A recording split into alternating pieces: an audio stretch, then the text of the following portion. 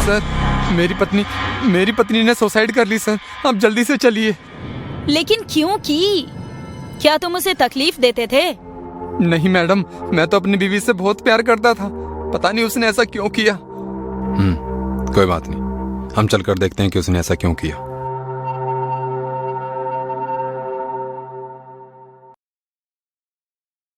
Sir, इसके हाथ में तो सुसाइड नोट है। क्या तुमने इसे पढ़ा है? नहीं, नीलम को इस हालत में देखकर मुझे कुछ नहीं सूझा। चिट्ठी की तरफ मेरा ध्यान भी नहीं गया। ठीक है कामिनी, तुम चिट्ठी पढ़ो। Yes sir.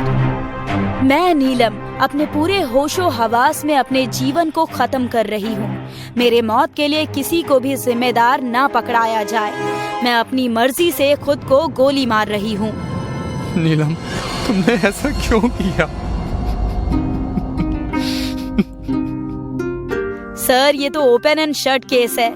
इस लेटर से ये साफ जाहिर है कि इसने आत्महत्या की है। फिर भी इसकी बॉडी पोस्टमार्टम के लिए भेज दो, देखते हैं अगर कुछ और मिला तो।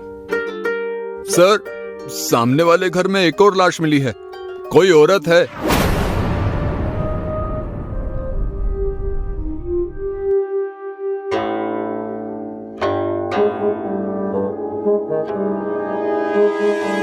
ये तो मिसेस वनीता है। पिछले 10 सालों से हम पड़ोसी हैं। इन्हें क्या हुआ? आज हो क्या रहा है? क्या आज सुसाइड डे है? सब लोग आत्महत्या कर रहे हैं। नहीं कामिनी, ये आत्महत्या नहीं लगती। ठीक से देखो, यहाँ ना तो मर्डर वेपन है और ना ही कोई चिट्ठी। एक काम करो, फोरेंसिक वालों को बोलो कि पूरा घर छान मारे, देखें कुछ मिलता है क्या, और इसकी भी बॉडी। हाँ सर, पोस्टमार्टम के लिए भेजती हूँ।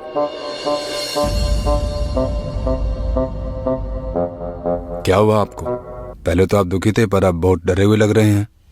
नहीं, ऐसी कोई बात नहीं है, पर पहली बार 2 लाशें देखी और वो भी इतने कम समय में, इसलिए थोड़ा सा डर लगा। चिंता मत कीजिए, आप हमारी टीम को अपनी सारी डिटेल्स दे दीजिए और अपने घर जाकर आराम कीजिए। आगे हम देखते हैं। Thank you sir.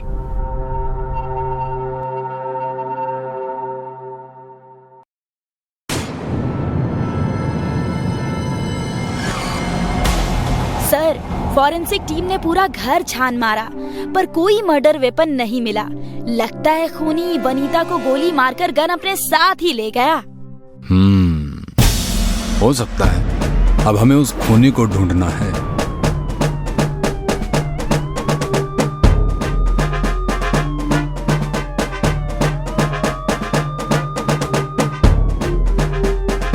Sir, postmortem की रिपोर्ट आ गई, आपको ये देखना चाहिए। ये कैसे हो सकता है? नीलम ने तो आत्महत्या की है, फिर वनीता कैसे मर सकती है? यही तो समझ नहीं आ रहा है सर, आखिर ये कैसे हो सकता है? रिपोर्ट में कुछ गड़बड़ तो नहीं हुई ना? तुमने पूछा ठीक से? रिपोर्ट देखने के बाद मैंने खुद उनसे 10 बार पूछा, उन्हें भी ये बहुत अजीब लगा। रिपोर्ट के मुताबिक नीलम और वनीता का खून एक ही गोली लगने से हुआ है। मतलब इन्हें वनीता के बॉडी से जो बुलेट मिली है, उसी से नीलम भी मरी है। पर सर, नीलम ने तो आत्महत्या की है, फिर वो कैसे वनीता को गोली मार सकती है? और एक गोली से 2 लोग कैसे मर सकते हैं, वो भी 2 अलग अलग जगहों पर? यही तो बात समझ में नहीं आ रही। लगता है हम गलत डायरेक्शन में सोच रहे हैं। मतलब? क्या हो अगर नीलम ने आत्महत्या ना की हो, उसका भी किसी ने खून किया हो?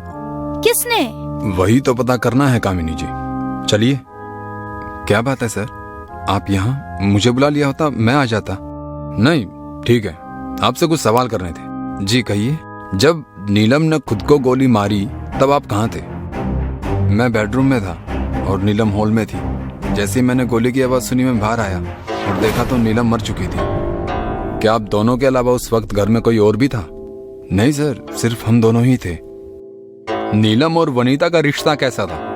दोनों में कभी कुछ कोई अनबन या झगड़ा था? बिल्कुल नहीं सर, दोनों बहुत अच्छी सहेलियां थी। ये वनीता के पति कहाँ हैं? उन्हें कुछ पता नहीं है क्या इस बारे में? सर, वो ज्यादातर बाहर काम करते हैं, घर में बहुत कम रहते हैं, पर मैंने उन्हें खबर कर दी है, वो आ जाएंगे। वो जैसे ही आएंगे उन्हें थाने भेज देना।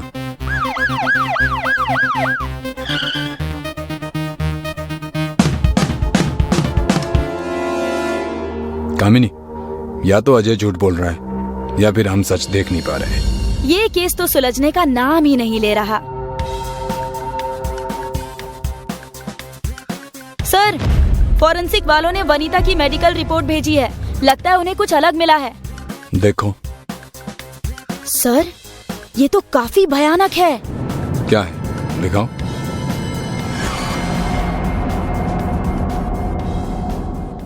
मैंने कहा था ना, चलो अब मजा आएगा।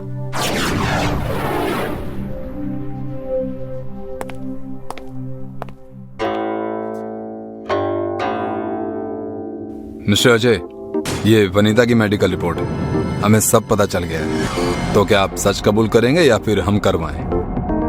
ये क्या कह रहे हैं आप लोग? मैंने वनीता को नहीं मारा। हमने ये कब कहा कि आपने वनीता को मारा? हम तो सिर्फ इसका जवाब चाहते हैं कि वनीता के पेट में आपका बच्चा कैसे आया। मैं नहीं जानता, मैंने कुछ भी नहीं किया।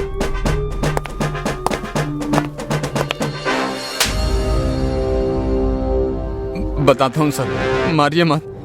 मेरा और वनीता का अफेयर चल रहा था, पर वो पेट से थी ये मुझे नहीं पता था। क्या ये डायरी तुम्हारी है? जी हाँ। इसकी और नीलम की चिट्ठी की हैंडराइटिंग मैच करवाओ। सेम है सर। इसका मतलब नीलम ने आत्महत्या नहीं की। मैं आपको सब सच बताता हूँ सर। वनीता और मेरे बारे में नीलम को पता चल गया था। इसकी वजह से हम दोनों के बीच बहुत झगड़ा हुआ। गुस्से में उसने गन निकालकर मुझ पर तानी, पर हाथापाई में मुझसे गोली चल गई। मैंने जानबूझकर नहीं मारा।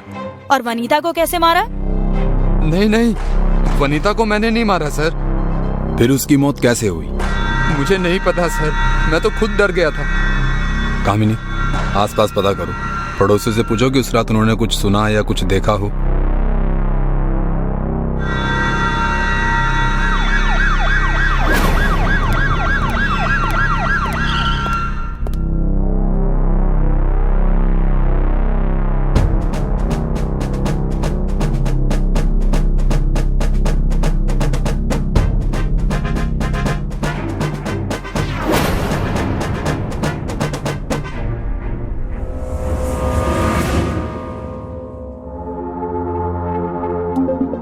सर, हमने आसपास के सारे पड़ोसियों से पूछा। बहुत से लोगों ने यही कहा कि उन्होंने सिर्फ एक गोली चलने की आवाज सुनी थी। और सर, ये फॉरेंसिक की रिपोर्ट मैं एक बार फिर से देख रही थी, तो मैंने देखा कि नीलम और वनीता की मौत एक ही समय पर हुई है। सर, मुझे लगता है कि इन दोनों मौत का जरूर कोई ना कोई तो कनेक्शन है।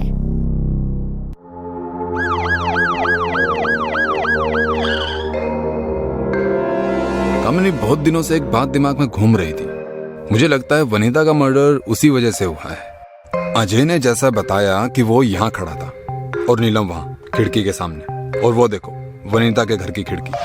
इसका मतलब जब अजय और नीलम का झगड़ा चल रहा था तब वनीता किचन में काम कर रही थी, और जब अजय ने नीलम को गोली मारी तब वो गोली नीलम के शरीर से गुजरकर इस खिड़की से पास होकर वनीता को जा लगी।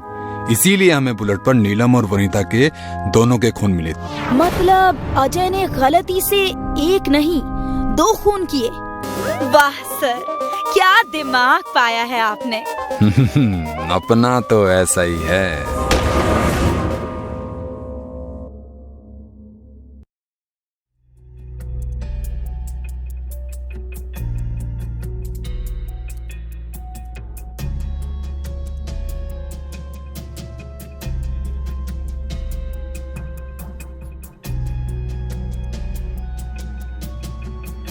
कभी सोचा भी नहीं था कि बाबूजी की इतनी दर्दनाक मौत होगी।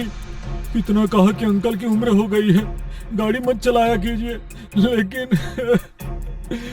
बेकार की बातें मत सोचिए भैया। अगर ये नॉर्मल एक्सीडेंट होता तो इंस्पेक्टर इतनी इंक्वायरी नहीं करता। थोड़ा सब्र कीजिए। इंस्पेक्टर, आपने इंस्पेक्शन कर लिया है? इज इट नॉर्मल एक्सीडेंट या कुछ गड़बड़ है?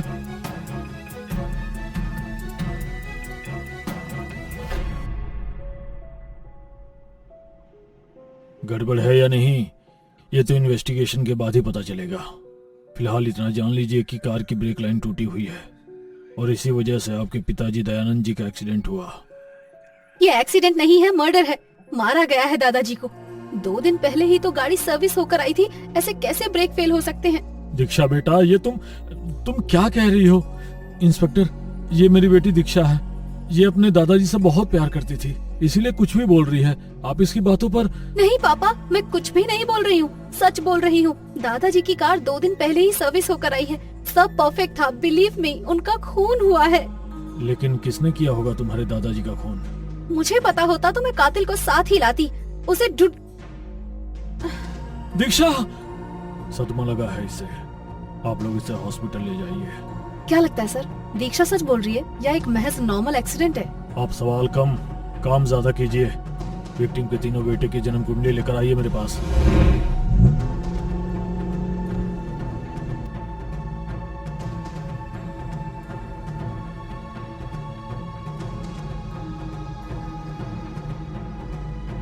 क्या पता चला? सर वो तो बता देती हूँ, लेकिन मुझे जानना है कि आपने एक्सीडेंट स्पॉट पर मुझसे इतना रूडली बात क्यों किया? आप तो ऐसे कभी नहीं करते। वहाँ मुझे प्रेशर लग गया था कामिनी जी। अगर तुम्हारे सवाल का जवाब देने रुकता तो मामला खराब हो जाता, पैंट गीली और पीली दोनों हो जाती। इसलिए छोटी बात करके निकल गया। अब जल्दी बताओ, क्या कहती है सबकी जन्म कुंडली? जी सर, दयानंद जी का कपड़ों का कारोबार है, लेकिन बढ़ती उम्र की वजह से 2-3 सालों से अपने धंधे पर ध्यान नहीं दे पा रहे थे, तो उनके बेटों ने धंधे की पूरी जिम्मेदारी अपने कंधों पर ले ली। ऐसा होते ही सब कुछ गड़बड़ हो गया। रतन, सुरेश और मेहुल धंधे को बराबर संभाल नहीं पा रहे थे। वो दूसरा धंधा करना चाहते थे, लेकिन दयानंद जी ने इसकी परमिशन नहीं दी। बेटों के फोर्स करने पर दयानंद जी ने उन्हें अपने बिजनेस और जायदाद से बेदखल करने की धमकी भी दे दी थी, जिससे तीनों बच्चे गुस्से में थे। मोटिव है सर। राइट, लेकिन मुद्दा यह है कि तीनों ने मिलकर अपने बाप को मारा है या किसी एक ने मौका देखकर चौका मारा है।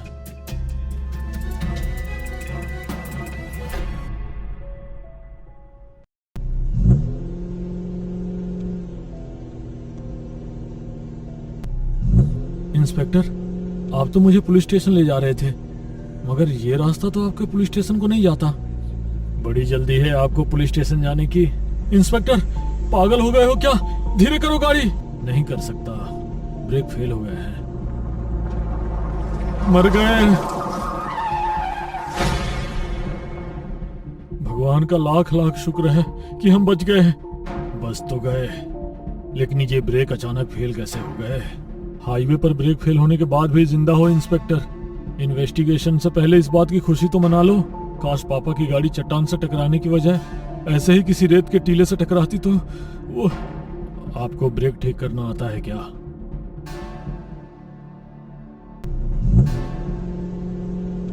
इंस्पेक्टर साहब, थोड़ा आराम से चलिए। सुरेश जी, आराम से ही चला रहा हूँ, लेकिन क्या करूं, गाड़ी के ब्रेक फेल हो गए हैं। ओह माय गॉड, आगे तो काली खाई है। सुरेश जी, हमें कूदना होगा। गाड़ी की रफ्तार बहुत तेज है और मुझे डर लग रहा है। मैं नहीं कूद सकता। नहीं कूदेंगे तो हम खाई में गिरकर मर जाएंगे। मैं नहीं कूद सकता। नहीं। बच गए, हम बच गए, हम बच गए। आपको ब्रेक ठीक करना आता है?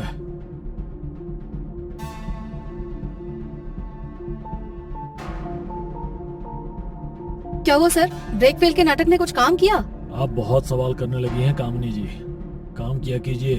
सर, बाथरूम में साबुन नहीं है, मेरे ड्रॉअर से लिक्विड सोप ले जाइए। Thank you.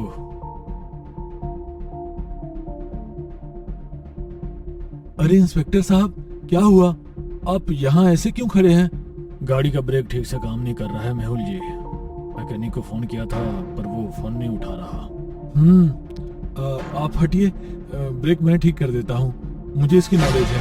अरे आप इतने बड़े बिजनेसमैन और ये काम। ऑटोमोबाइल में मैकेनिकल इंजीनियर हूँ इंस्पेक्टर। अगर पापा मुझे अपने काम में नहीं लगाते तो आज मेरा खुद का कार सर्विस सेंटर होता। एनीवेज, गाड़ी ठीक करूँ प्लीज, बस 5 मिनट। लीजिए सर, ब्रेक ठीक कर दिया मैंने।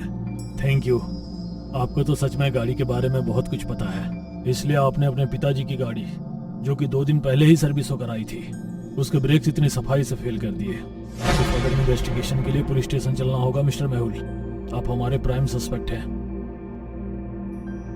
आई नो तुमने ही अपने पिता का कत्ल किया है। इसे जितनी जल्दी एक्सेप्ट कर लोगे उतने सुखी रहोगे। आपको पता है कि पापा ने मुझे ऑटोमोबाइल सर्विस सेंटर क्यों नहीं खोलने दिया? क्योंकि उन्हें लगता था कि मैं अपने दोनों बड़े भाइयों में सबसे ज्यादा काबिल हूँ और उनका बिजनेस आगे बढ़ा सकता हूँ। मैं वही कर रहा था, लेकिन दोनों बड़े भाइयों के जिद भरे डिसीजन से बिजनेस को चौपट कर रहे थे। इस बात को लेकर पिताजी का रतन भैया और सुरेश भैया से बहुत झगड़ा हुआ था। आप उनसे पूछिए ना, लेकिन मुझे उन्होंने कुछ नहीं कहा। जितना प्यार वो मुझसे करते थे उतना ही मैं भी उनसे करता था। कामिनी जी, रतन और सुरेश को जल्दी बुलाइए। नहीं आए तो उठा कर ले आइए, लेकिन वो मुझे अभी पुलिस स्टेशन में चाहिए। मैं भी तो देखूं कौन सी ऐसी राक्षस औलाद है जिसने अपने ही पिता का खून किया है। जी सर, जी। आप भाइयों को क्यों बुला रहे हैं? उनके और पिताजी के बीच हुए झगड़े का राज खोलने के लिए। दादाजी, क्यों चले गए आप? आपकी बहुत याद आ रही है दादाजी। बेबी, दादाजी के खून में किसे पकड़ा गया? पुलिस इन्वेस्टिगेशन कर रही है। कुछ पता चलेगा तो बताऊंगी। अरे आप कब आई? कुछ पता चला?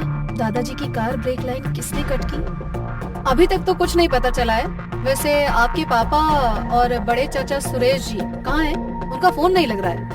वो दोनों तो कारोबार के सिलसिले में शहर से बाहर गए हैं। ठीक है, आए तो पुलिस स्टेशन भेज देना।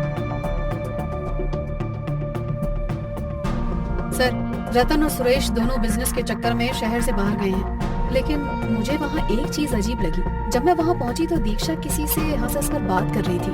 है तो वो बच्ची ही, लेकिन मेरे सिक्स सेंस ने उस पर शक कर डाला। ये रही उसकी सीडीआर रिपोर्ट। एक कार और गेम ब्लॉगर है विक्की, उससे उसकी रोजाना बात होती है। शायद जब मैं वहाँ पहुँची थी तब भी वो उसी से बात कर रही थी। और एक्सीडेंट वाले दिन विक्की की मोबाइल की लोकेशन दयानंद के घर के आसपास की ही है। अगर ऐसा है तो हो सकता है दीक्षा हमसे माइंड गेम खेल रही है। ऐसा करो, रतन और सुरेश के आते ही दोनों को भी उठा लो। अब रोने से क्या फायदा? ये तो जुर्म करने से पहले सोचना चाहिए था। बताओ, क्यों मारा दयानंद जी को? मैं और विक्की एक दूसरे से बहुत प्यार करते हैं। दादाजी को ये बात पता चल गई थी। उन्होंने हमें दूर रहने की वार्निंग भी दी थी, जिसके कारण हम उनसे गुस्सा थे। उनकी वजह से ना तो हम एक दूसरे से बात कर पा रहे थे और ना ही मिल पा रहे थे। इस बात से चिढ़कर हम दोनों ने एक प्लान बनाया। उस दिन मैंने विक्की की डायरेक्शन में दादाजी की कार की ब्रेक लाइन और घर के फोन के वायर कट कर दिए। फिर प्लान के अनुसार जैसे ही दादाजी आए, विक्की, जो कि उस वक्त मेरे कमरे में ही था, वो वहाँ से निकला और दादाजी को देखकर शॉक्ड होने की एक्टिंग करके वहाँ से भाग गया। दादाजी कार लेकर उसके पीछे भागे, जिसके बाद वही हुआ जैसा सोचा था। एक्सीडेंट में दादाजी मर गए। मर नहीं गए, बल्कि मार दिया तुम दोनों ने। इंस्पेक्टर साहब, लगता है हमारी ही परवरिश में कोई कमी रह गई थी, जो मेरी बेटी ने ऐसा कुकर्म किया। इसे मेरी नजरों के सामने से ले जाइए, ले जाइए। रतन जी, हर चीज माँ बाप नहीं दे सकते। कुछ फैसले बच्चों के हाथ में भी होते हैं। आपकी बेटी गलत ट्रैक पर अपनी चॉइस से गई है, इसमें आपकी कोई गलती नहीं है।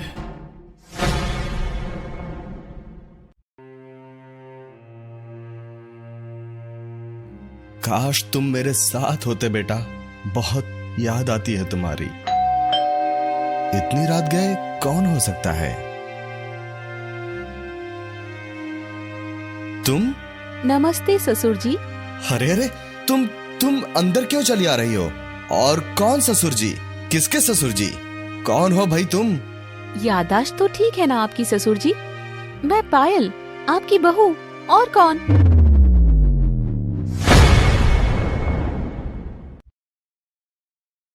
इंस्पेक्टर, ये लड़की झूठ बोल रही है। ये मेरी बहू पायल नहीं है।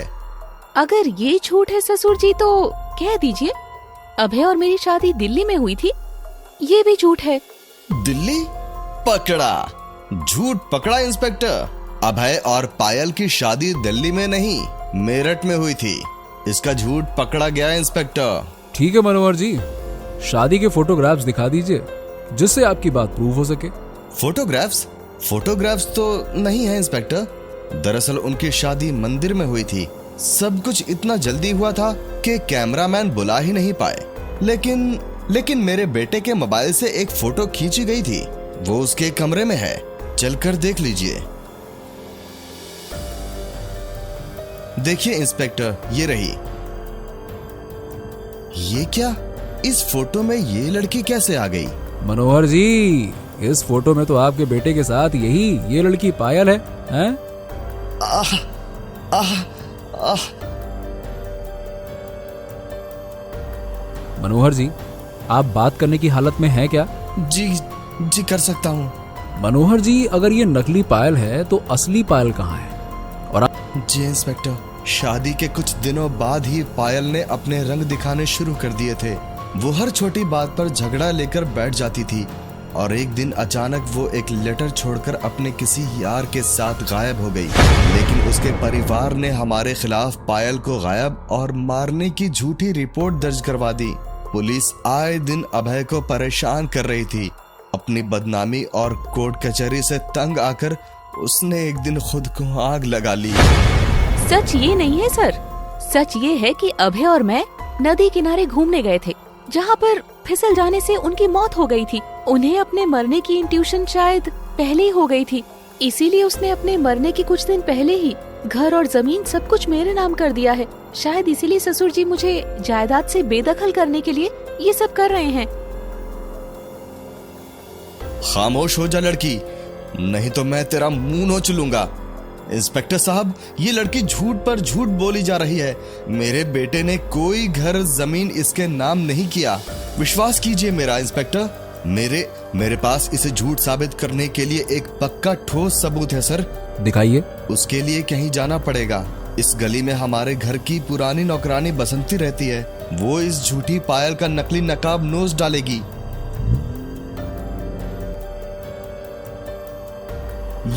यहाँ तो ताला है। हमें भी दिख रहा है। रुको रुको रुको। जी साहब, ये बताओ, इस घर में जो लेडी रहती है बसंती, कहाँ मिलेगी वो? किसी ने आपको गलत बता दिया है साहब। अरे इस घर में तो क्या, इस पूरे गांव में बसंती नाम की कोई महिला नहीं रहती। चलिए मैं चलता हूँ साहब, राम राम। सर ये आदमी झूठ बोल रहा है सर।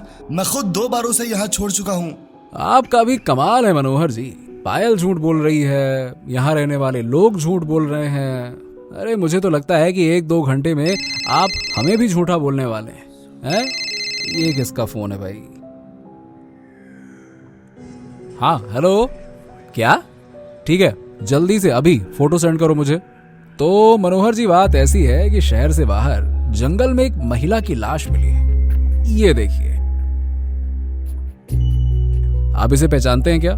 हाँ, ये तो बसंती है। किसने मारा इसे? अब ये तो जांच के बाद ही पता चलेगा कि बसंती का कातिल कौन है। सर, अगर बसंती यहीं रहती थी तो वो आदमी झूठ क्यों बोल गया कि यहाँ कोई बसंती नहीं रहती?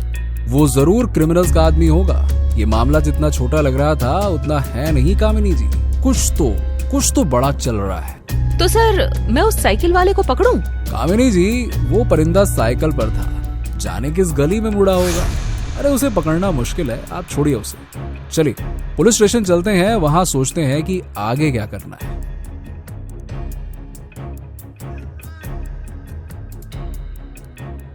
इंस्पेक्टर, एक और तरीका है पायल का सच जानने का। पायल रॉयल कंपनी में जॉब करती थी। मैं उसके मैनेजर जगन को कॉल करता हूँ, वो बता देगा कि ये पायल नकली है। 1 मिनट सर। जगन बेटा, मेरे बगल में जो लड़की खड़ी है, इसे पहचानते हो? ये आपकी बहू पायल है सर, और हमारी कंपनी की बेस्ट एम्प्लॉई है। क्यों, क्या हुआ? कोई नया खेल खेला जा रहा है क्या? हे भगवान, ये क्या हो रहा है? एक आदमी पूरी दुनिया खो दे सकता है, लेकिन माँ बाप को नहीं। इंस्पेक्टर, आप पायल के माता पिता को बुलाइए। उनके आते ही दूध का दूध, पानी का पानी हो जाएगा।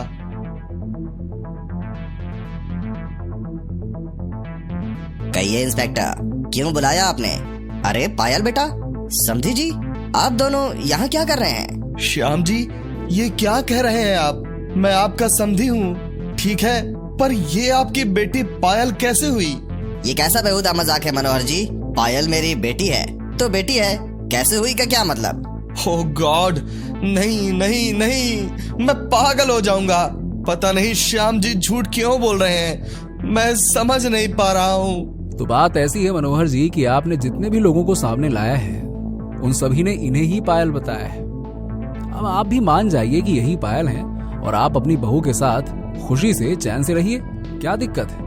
1 मिनट इंस्पेक्टर, मेरे पास एक और सबूत है। सुन लड़की, अगर तू सच में मेरे बेटे की पत्नी है तो मेरे बेटे के शरीर की कोई निशानी बता। अभय के दाहिनी जांघ पर एक बड़ा तिल था। उसके बाएं पैर के घुटने पर बचपन से ही रेड मार्क था। उसकी छाती पर एक कट का निशान था जो ब्लेड से खेलते हुए लग गया था। इतना काफी है या और कुछ भी बताऊं ससुर जी? मनोहर जी, इन्होंने जो कहा वो सही कहा? सही कहा, पर मैं अभी भी कहूंगा कि ये लड़की मेरी बहू पायल नहीं है। मनोहर जी, आपके पास और कोई ठोस सबूत है जिससे साबित हो सके कि ये असली पायल नहीं है? मेरे पास अभी भी एक आखिरी और सबसे ठोस सबूत है, और वो है पंडित गोपाल दास, जिसने अभय और पायल की शादी कराई थी। मैं उन्हें कॉल करता हूँ। हेलो पंडित जी, आप MG रोड पुलिस स्टेशन आ सकते हैं? जी जी जी इंस्पेक्टर साहब, पंडित जी कल सुबह 9 बजे आ जाएंगे।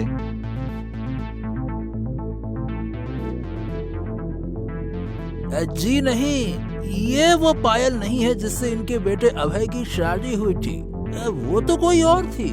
देखा इंस्पेक्टर, आपने सुना, ये मेरी बहू पायल नहीं है। अब तो आपको यकीन हो गया ना? जी हाँ, बिल्कुल बिल्कुल मनोहर जी, मुझे आप पर पूरा यकीन है कि ये लड़की जो आपको बेवकूफ बना रही है ये आपकी बहू पायल नहीं है। लेकिन बेटा, ये आपका बेटा अभय जरूर है। क्यों बसंती, तुम जिंदा हो? क्यों? इसे जिंदा देख हैरान हो गए तुम दोनों? कुछ समझ आया या नहीं? अरे मैं समझाता हूँ ना। तो मनोहर जी, बात ऐसी है कि आपके प्रिय बेटे ने पायल को जलाकर मार डाला और उसे कहीं दफना दिया। इस बीच पायल के माता पिता ने आपके बेटे पर पायल को गायब करने और मारने का केस दर्ज कर दिया। अब इससे छुटकारा पाने के लिए तुम बाप बेटे ने किसी XYZ की बॉडी को जलाकर उसे अभय की लाश प्रूफ कर दिया। अब इससे कोर्ट केस तो बंद हो गया, लेकिन भगवान की अदालत में जो केस एक बार खुल जाता है ना, वो बंद नहीं होता। तो जिस जगह पायल की लाश को तुम्हारे बेटे ने दफनाया था उसे एक डॉगी ने खोद कर बाहर निकाल लिया, और उसके बाद श्याम जी और अनीता जी ने आपके बेटे को कानपुर मार्केट में देख लिया और मुझे खबर कर दिया। बस, जिसके बाद मैंने भी एक नाटक का जाल तैयार किया और तुम दोनों बाप बेटों को उसमें फंसा लिया। तो मनोहर जी, ये पायल नहीं बल्कि लाल चौक थाने की इंस्पेक्टर रागिनी सिंह है, जो ड्रामा कंपनी में भी काम करती हैं, और आज इनका ड्रामा यहाँ काम आया। Well done Ragini, well done, thank you. आपने मुजरिम को पकड़ने के लिए हमारी बहुत अच्छी मदद की है। Well done, very good. ये तो मेरा फर्ज था सर। इंस्पेक्टर साहब, इन दोनों बाप बेटे को छोड़िएगा मत। आप टेंशन मत लीजिए, ये आदमी नहीं बचेगा, मेरा वादा है आपसे। जितनी बेरहमी से तूने पायल को मारा था ना, अब उतनी ही बेरहमी से मैं तुझे सजा दिलवाऊंगा। इंस्पेक्टर साहब, मेरी बेटी के कातिल को पकड़ने के लिए आपका बहुत बहुत धन्यवाद। आज हमारे साथ इंसाफ हुआ है। श्याम जी, इंसाफ तो भगवान करता है, हम सब तो एक जरिया है बस, और क्या। एक न एक दिन बुराई का अंत जरूर होता है, उसे सजा जरूर मिलती। इंस्पेक्टर साहब, हमारी बेटी नेहा गायब हो गई है। सर प्लीज हमारी बेटी को ढूंढ लाइए। घबराइए मत, बताइए क्या हुआ। सर, मैं शालिनी वर्मा, एक टीचर हूँ, और ये मेरे पति विनायक वर्मा। सर, जब मैं स्कूल से घर आई तो घर पर ताला लगा था, पर घर के बाहर नेहा की सैंडल थी और अंदर उसका कॉलेज बैग था। उसकी फ्रेंड से पूछने पर पता चला कि आज क्लास जल्दी खत्म हो गई, तो दोनों जल्दी घर आ गए। पर नेहा का कुछ पता नहीं चल रहा। उसका बैग बताता है कि वो घर आई थी, लेकिन उसके सभी शूज और सैंडल बाहर शू रैक में ही हैं। तो नंगे पैर कहाँ चली गई? हम बहुत परेशान हैं सर, प्लीज ढूंढिए उसे। सर उसका फोन भी बंद है। तो ये बात है। चिंता मत कीजिए, ये सब हम देख लेंगे। कामिनी जी, इनकी FIR तो लिखिए। आइए आप दोनों।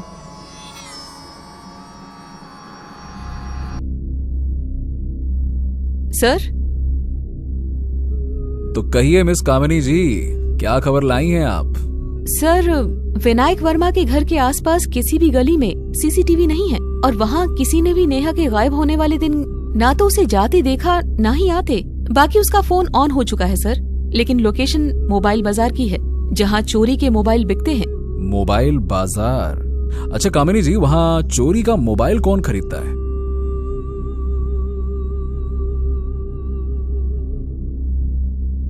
सॉरी सर, अगर पता होता तो मैं ये मोबाइल लेता ही नहीं। अरे बेटा ये बता, कौन था वो? कोई नया ही था सर, पहले कभी देखा नहीं, पर उसकी शक्ल याद है मुझे।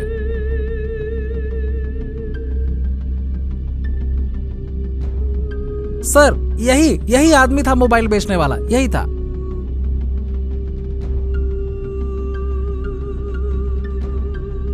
नो सर, हमने इसे कभी नहीं देखा। लेकिन ये है कौन इंस्पेक्टर साहब? ये वो महाशय हैं शालिनी जी, जिन्होंने नेहा का मोबाइल चोर बाजार में एक शॉपकीपर को बेचा था। मम्मी पापा, नेहा का कुछ पता चला?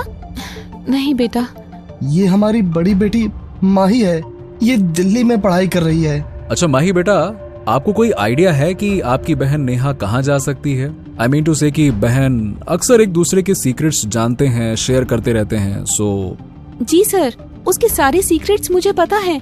वो परेशान थी मम्मी पापा के रोज रोज की लड़ाई से। नेहा हमेशा मम्मी की साइड लेती थी, और इस बात पर पापा उसे बहुत मारते थे। आई थिंक पापा ने ही। पागल हो गई हो क्या तुम माही? ये क्या बकवास कर रही हो? मैं क्या करूंगा नेहा के साथ? वो मेरी बेटी है बेवकूफ, जैसे तुम हो। देखिए सर, प्लीज इसकी बातों पर मत जाइएगा, लेकिन ये सच है कि वो जब भी मेरी बजाय अपनी माँ की साइड लेती थी तो मेरा हाथ छूट जाता था उस पर। अच्छा आप ये बताइए कि आप दोनों पति पत्नी के बीच में झगड़े होने की वजह क्या है? शालिनी का हमारे पड़ोस में रहने वाले सुधीर के साथ अफेयर चल रहा है। विनायक पागल ना तो माही है, ना ही मैं, और ना ही नेहा। पागल तुम हो जो बेवजह सुबह शाम शक की बीमारी खा रहे हो। मेरा सुधीर के साथ कोई चक्कर नहीं है, समझे तुम? Oh hello mister and Mrs, आप लोग लड़ना बंद कीजिए। पुलिस स्टेशन है ये, आपका बेडरूम नहीं है, समझे?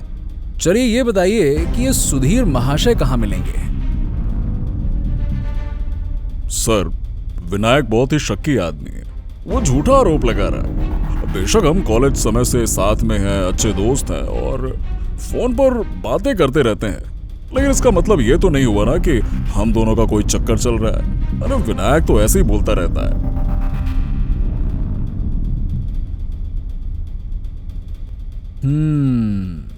अच्छा, जब नेहा गायब हुई उस वक्त आप कहाँ थे? मैं यहीं पे था दुकान पर। आप चाहें तो CCTV कैमरा चेक कर सकते हैं। बस दोपहर 2 से 3 बजे के बीच में मैं दुकान पर नहीं था। उस दिन मैं टिफिन लाना भूल गया था, तो खाना खाने के लिए घर चला गया था। आप चाहें तो चेक कर सकते हैं। करेंगे, जरूरत पड़ी तो वो भी चेक करेंगे। बस एक बात कान में पिघले शीशे की तरह डाल लेना, जब तक नेहा का कुछ पता नहीं चल जाता तुम शहर से कहीं बाहर नहीं जाओगे। Got it? चलो कामिनी।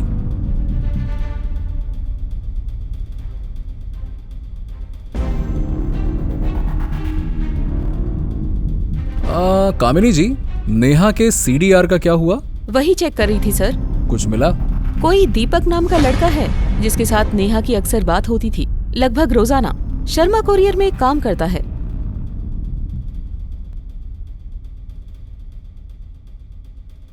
क्यों, दीपक तुम ही हो? जी। तो भैया दीपक जलाने दुकान क्यों नहीं गए? मन नहीं हो रहा था साहब। जिसके तलाश में आप मेरे पास आए हैं, उन्हीं के गायब होने की वजह से मन दुखी है। क्या रिश्ता था तुम दोनों में? एक दिन वो मेरी दुकान पर मोबाइल ठीक करवाने आई थी। वहीं बातों बातों में उन्हें पता चल गया कि मैं 8वीं पास हूँ। तो उन्होंने मुझे पढ़ने के लिए प्रेरित किया। बेशक हम कम उम्र थे, पर वो मेरी गुरु थी सर। उनकी वजह से ही मैं इस साल 10वीं पास की है। आप प्लीज उन्हें जल्दी से ढूंढ दीजिए। वो मेरी माँ, बहन, गुरु सब थी मैडम जी, सब थी वो मेरी। तुम फोन पर पढ़ाई किया करते थे? जी सर। खबर पक्की है? ठीक है। थैंक यू राजू, करती हूँ तेरा हिसाब। चल बाय। सर, मेरे खबरी ने बताया है कि शालिनी और सुधीर दोनों के बीच एक्स्ट्रा मैरिटल अफेयर है और वो श्योर है। ऐसा पड़ोसी के साथ चक्कर और हमको बनाया घनचक्कर, मतलब दोनों झूठ बोल रहे हैं।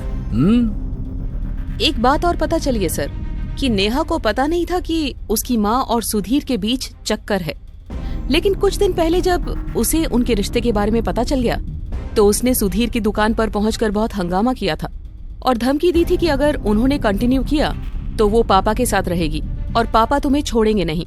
ये सब हुआ था। तो कहीं सुधीर और शालिनी ने ही तो नेहा को गायब नहीं कर दिया? क्या है ना कि एक्स्ट्रा मैरिटल अफेयर अपनों के खिलाफ जाने से नहीं चूकते। लेकिन सर, आपको क्या लगता है दीपक कुरियर वाला सच बोल रहा है? क्या है ना कि आजकल अपराधी बड़े शातिर हो गए कामिनी जी। उन्होंने अपने हाव भाव छुपाने की कला सीख ली है। क्या पता मासूम चेहरे वाला ये कुरियर बॉय ही नेहा के मिसिंग का मास्टरमाइंड हो। केस तो बड़ा पेचीदा हो गया है। आखिर किडनैपर है कौन? हेलो, क्या?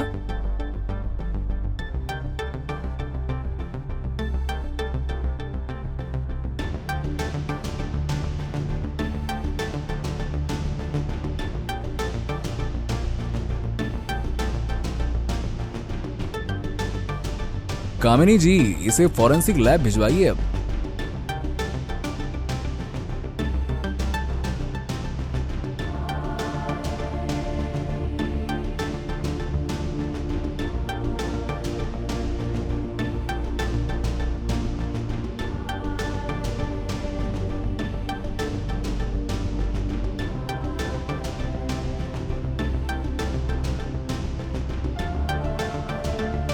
शालिनी जी, जरा कपबोर्ड में भी चेक कर लीजिए।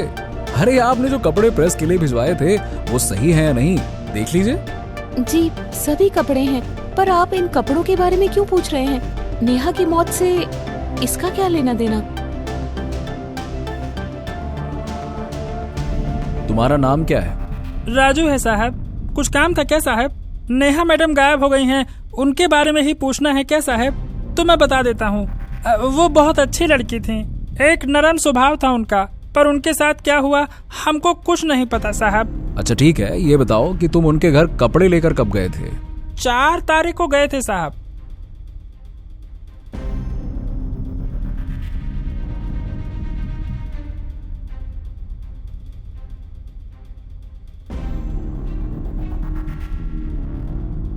नेहा मैडम ने ही कपड़े लिए थे, और हाँ, उनके साथ वहाँ एक लड़का भी था। नेहा मैडम उसके साथ कहीं जाने वाली थी। अच्छा, दिखने में कैसा था वो लड़का? दिखने में तो एकदम हीरो जैसा था साहब, पर चेहरा ठीक से याद नहीं है। अरे वो देखो, तुम्हारा 10 का नोट गिरा है। लड़के का हुलिया याद आए तो बताना, ठीक है? जी साहब। कामिनी, मेरे लेफ्ट साइड वहां पार्क के कोने पर एक प्रेस वाला है, देखो तो, वो इधर ही देख रहा है क्या? जी सर, पर हुआ क्या?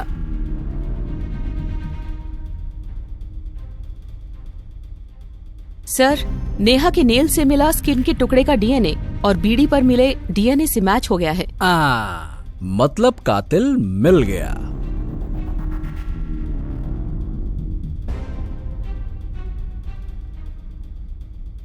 ओह भैया राजू बेटा, बस बहुत कपड़े प्रेस कर लिए, जो बचे हैं ना उन्हें जेल में प्रेस करना। चलो।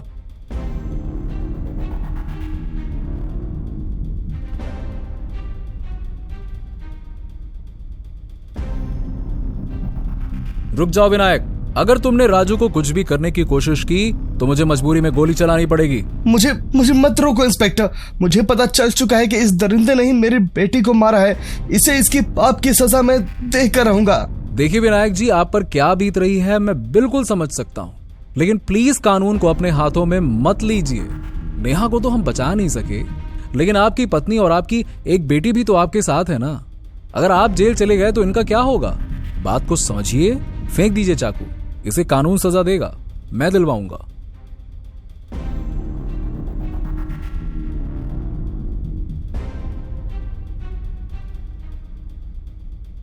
बोल, क्यों मारा नेहा को? सर, करीबन 2 बजे मैं नेहा जी को कपड़े देने के लिए उनके घर गया था।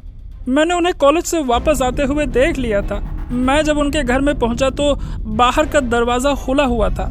मैं बिना सोचे समझे अंदर चला गया। अंदर पहुंचा तो देखा नेहा जी कपड़े बदल रही थी और उन्हें बिना कपड़ों के देखकर मेरी वासना जाग गई। चाह कर भी मैं खुद पर काबू नहीं कर पाया और अंदर कमरे में पहुंच गया। मुझे वहां देखकर वो चौंक गई। उन्होंने मुझे वहां से जाने के लिए कहा, लेकिन मैंने उनके सामने प्यार करने की शर्त रख दी। ये सुनते ही उन्होंने मुझे थप्पड़ मार दिया। बस यहीं से मैं गुस्से से भर गया साहब, और उसी गुस्से में मैंने उसका गला दबा दिया। उसके मरते ही मैं डर गया और कपड़े रैक में रखकर बॉडी बॉक्स में डाल दी और बाहर से ताला लगाकर भाग गया साहब, जिससे ऐसा लगे कि वहां कोई आया ही नहीं था। लेकिन साहब मैं उसे मारना नहीं चाहता था। बेटा, तू मारना नहीं चाहता था, लेकिन तूने मार तो दिया, इसीलिए अब होगी फांसी। क्या? फांसी।